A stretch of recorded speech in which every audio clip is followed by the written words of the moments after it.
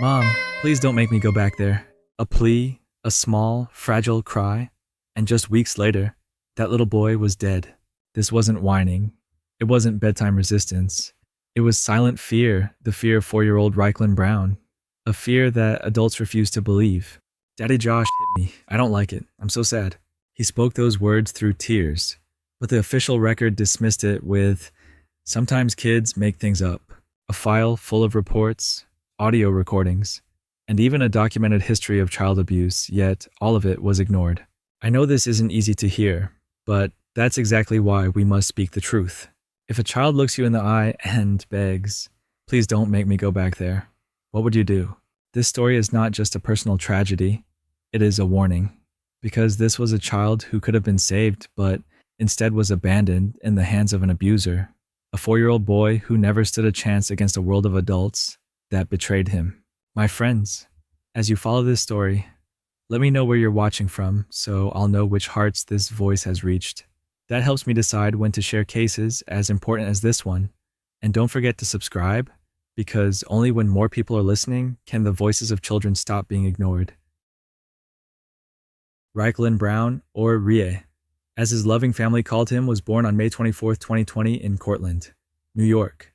From the very beginning, his life carried the weight of hardship. His biological mother, Mackenzie Brown, struggled with unstable housing, an unsteady income, and health concerns that made caring for a child nearly impossible.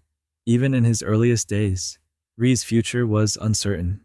On July 16, 2021, when Rie was just over a year old, the Department of Social Services DSS stepped in. He was removed from his previous environment and placed in the care of the Adams family, Samantha and Theo Adams, a couple with the years of experience fostering children. From that moment on, an entirely new chapter began in his life. Inside the warmth of the Adams home, Rie blossomed. Samantha remembered with a smile. He loved everything with wheels trucks, fire engines, toy cars. Rie could sit for hours lining them up, narrating races in his cheerful little voice, as if he were commentating for the whole world. Evenings in the Adams household always carried a sweet ritual. Before bed, Rie insisted on hearing two familiar books again and again, Grumpy Monkey and Llama Llama Red Pajama. He couldn't read yet, but he had memorized every line. Sometimes, just as Theo was about to turn the page, Rie would lift his tiny finger and go, "Shh," reminding his dad to keep the rhythm exactly right. These simple, tender moments filled the house with laughter.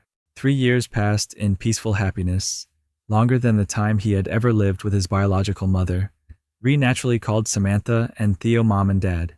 Each morning, before heading off to Head Start preschool, he wrapped his arms tightly around his foster mother. Each afternoon, the moment he heard Theo's car pull into the garage, he ran to the door, his smile lighting up the room. His preschool teachers described Rie as a joyful, sociable child who excelled in both language and emotional development. To everyone who met him, he brought a spark of hope and happiness. Few could have imagined that beneath this seemingly unshakable peace, a hidden storm was already forming, one that would soon overturn everything. But not everything was as bright as it seemed. In August 2023, a DNA test changed the entire story. The result confirmed that Joshua Emmons, a 27-year-old man who had never once been part of Rykelan's life, was in fact his biological father. For 3 years, Emmons had never made a phone call, never sent a dime of support, never shown the slightest interest in the son who carried his blood. But for the Department of Social Services DSS, that slip of paper became a golden opportunity to fulfill their mission of family reunification at all costs. They began arranging meetings between father and son. What DSS failed to do, or perhaps knew but chose to ignore, was confront Joshua's dark past. Back in 2019, he had been convicted and sentenced to 10 months in jail for assaulting a 3-year-old boy, the child of his former girlfriend. Medical records from that time documented multiple serious injuries. This wasn't hidden information. It was public record, easily accessible in court files if only someone had bothered to look. Yet no one at DSS considered it. By September 2023, supervised visitations began. From that point, the Adams family started noticing striking changes in Rykelan. The once cheerful boy grew unusually quiet. Instead of playing and running around, Rie often crawled under the stairs, clutching his old blanket as if seeking shelter. One afternoon, after returning from a visit with his father, the boy clung tightly to Samantha and whispered, "Daddy Josh hit me. I don't like it. I'm so sad. That moment left Samantha frozen. She immediately recorded his words, carefully noted every behavioral change, and sent an urgent report to DSS. But the response she received was nothing more than a cold line of dismissal. Sometimes children make things up. The visits will continue as scheduled. That was the fatal mistake. It was in that very moment that the system missed its most critical chance to protect a child. In so many cases, children's cries for help are brushed aside as stubbornness or imagination. But children do not invent recurring fears like these. Changes in behavior, pleas for safety, night terrors, all are clear signals, waiting only for adults willing to listen and act. From then on, within a home once filled with laughter, fear began to grow silently. After each visit with his father, Rykelan often refused to eat. At night, he woke up screaming from nightmares. On his small body appeared bruises that no one could reasonably explain. And most heartbreaking of all, one evening, Ree clutched Samantha's hand, sobbing as he whispered, "Mom, please don't make me go back there. I'm begging you." The situation kept getting worse. Joshua frequently canceled visits, showed up late, and even when he did sit across from his son, he barely engaged with him. And yet, paradoxically, in DSS's internal reports, this was described as a significant step forward toward granting him custody. When Joshua complained about the long distance he had to travel for supervised visits, DSS immediately gave in. They moved the visits from a safe office where staff were present to monitor into Joshua's own home in Syracuse, a deadly mistake reducing supervision precisely at the moment when protection should have been strengthened. That house, later revealed through an inspector's report, had peeling walls, torn bedding, and was infested with bed bugs. It was described as unsanitary and chaotic to the point of being dangerous for children. Yet at the time Rykelan was brought there, not a single DSS worker inspected the conditions. Meanwhile, another story was unfolding elsewhere. Mackenzie Brown, the biological mother once deemed unfit, was slowly rebuilding her life. She had completed parenting classes, finished rehab, secured a steady job, and rented a small but clean apartment. Her efforts should have been recognized, but Mackenzie was never informed that Joshua was pursuing custody. The father with a violent history was given priority, while the recovering mother was left completely on the sidelines, caught in the middle of it all. The Adams family sank into despair. Samantha and Theo not only sent emails, but also made constant phone calls and even showed up at the DSS office in person to beg for intervention. They documented every piece of evidence, repeatedly highlighting the alarming signs Rykelan was showing. "We did everything the right way," Samantha later recalled through tears. "We trusted the system to protect our son." But that trust, in the end, vanished like an illusion swallowed by the dark. On March 26, 2024, a family courtroom in Syracuse became the place where the fate of a child was decided. The hearing was swift, lasting less than an hour. There was no psychological evaluation, no inspection of the home, no review of a violent criminal record. With just a few procedural questions, the judge signed the order granting full custody to Joshua Emmons, an administrative ruling on paper, but for Rykelan, it was a sentence of life or death. Meanwhile, Mackenzie Brown, the biological mother once deemed unfit, had worked tirelessly to change her life. She had completed parenting courses, overcome addiction, secured a steady job, and rented a clean, safe apartment. Yet none of those efforts were mentioned in court. Mackenzie wasn't even notified of the hearing. She was given no chance to contest custody, no chance to be heard as a mother. That morning, before leaving home with the Adams family to go to court, little Ree hugged Samantha tightly and whispered, "Mom, I love you so much." It was just the innocent declaration of a 3-year-old child, but no one knew it would be his final goodbye to the foster mother who had protected him for 3 years. Inside the courtroom, the Adams family was devastated. Samantha collapsed into her husband's arms, tears streaming endlessly. They had nurtured, protected, and loved Rykelan as their own son, only to be forced to watch him handed away like an object belonging to his biological father. Joshua walked out of the courthouse with a triumphant smile, clutching the hand of the little boy he had never truly cared for in the past 3 years. From that moment on, the countdown on Rykelan's life began. He had only 64 days left in the custody of the father the system trusted. 64 short, fragile days, just enough to turn a child's trust into a fear that no one could save him from. During the entire time Ree lived with Joshua, DSS never once came back to check on him. No home visits, no follow-up reports. The 4-year-old boy who once had a loving family was now abandoned in a chaotic household, and the system, through its silence, had completely turned its back on him. On the morning of May 26, 2024, a 911 call came in with the chillingly flat voice of Joshua Emmons. "My son fell down the stairs. He's not waking up." But when paramedics arrived, the scene before them told a very different story. Rykelan lay motionless at the bottom of the staircase, his small body bruised and battered, covered with both old and fresh injuries that clearly could not have come from a single fall. He was rushed to upstate Golisano Children's Hospital in a deep coma. Experienced doctors immediately suspected this was no accident. Multiple bruises on different parts of the body, weakened neurological response, and a severe head injury all pointed to massive blunt force trauma. One more heartbreaking detail. Rhee's body showed signs of neglect, as if he had not been properly cared for in days. The next 3 days were a desperate battle inside the intensive care unit. Samantha and Theo Adams sat silently in the hospital hallway, praying for a miracle. Mackenzie Brown, his biological mother, drove through the night to reach her son's bedside. Everyone who had ever loved the boy gathered together, clinging to the last fragile threads of hope. But the miracle never came. On May 29, 2024, just 5 days after his 4th birthday, Rykelan Brown drew his final breath. Doctors listed the immediate cause of death as severe traumatic brain injury. Yet the full truth of what had happened to him would only be revealed in the autopsy room. A child who once raced toy cars across the floor, who once recited Llama Llama Red Pajama before bedtime, was now gone in silence, leaving behind a void no embrace could ever fill. And with that grief hung a haunting question: why did the system abandon him at the very moment he needed it most? The investigation unfolded quickly and mercilessly in the truths it exposed. When police searched Joshua's phone, they discovered chilling text messages to his girlfriend, complaints that Rykelan wouldn't listen and needed to be taught a lesson. His internet search history contained phrases that prosecutors later described as impossible to reconcile with any claim of accident. But the most shocking revelation came from the autopsy room. Even the seasoned medical examiner admitted he had never seen a child in such a condition. The official cause of death was listed as severe traumatic brain injury caused by blunt force impact.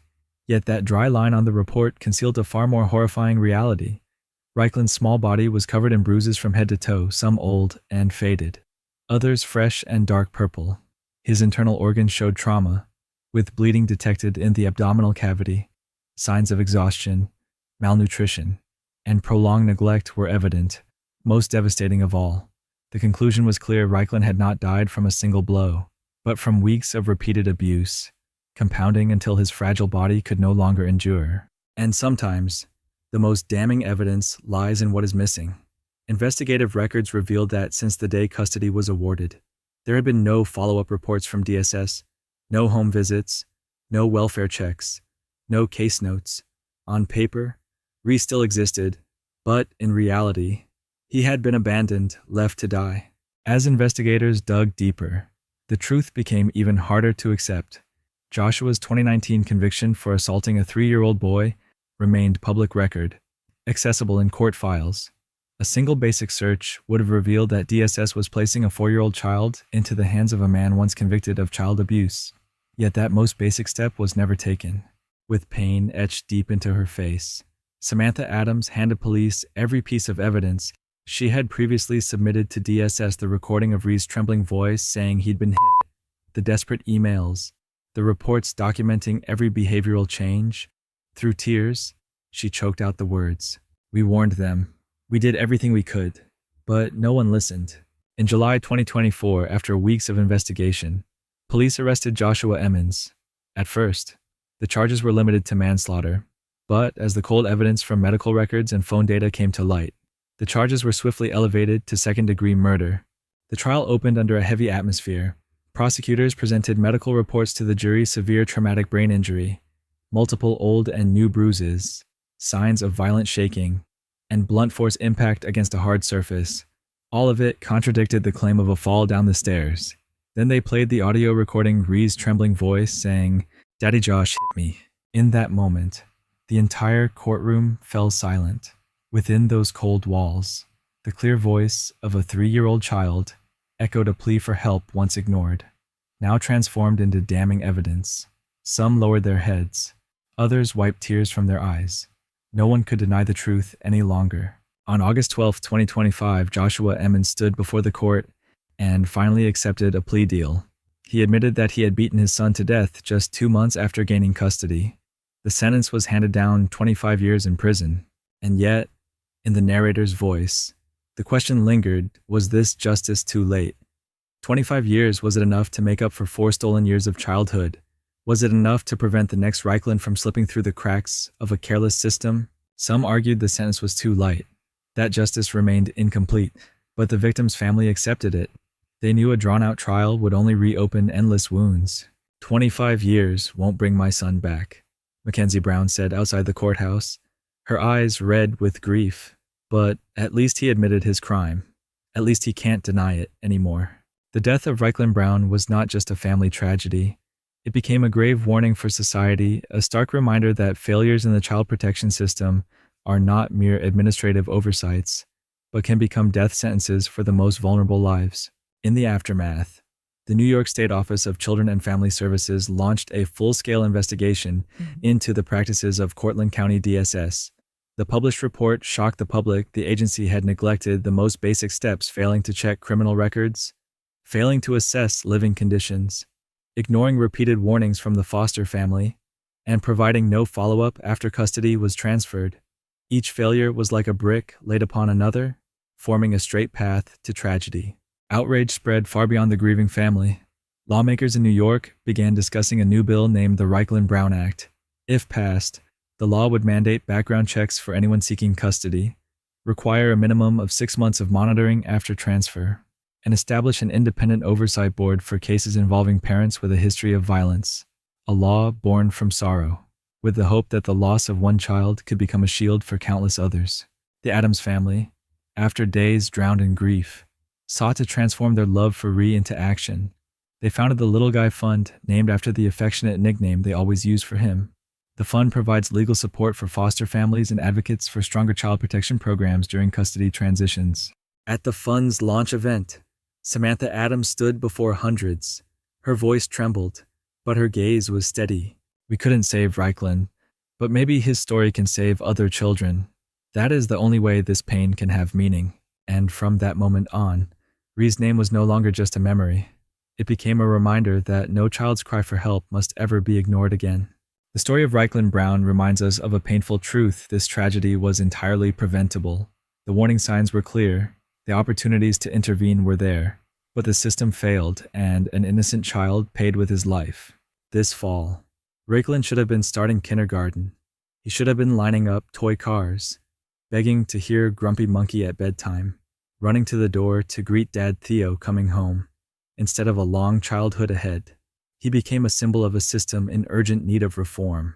We cannot afford to ignore the signals when a child suddenly changes behavior, when they express fear, when they whisper that they've been hurt. Listen, act.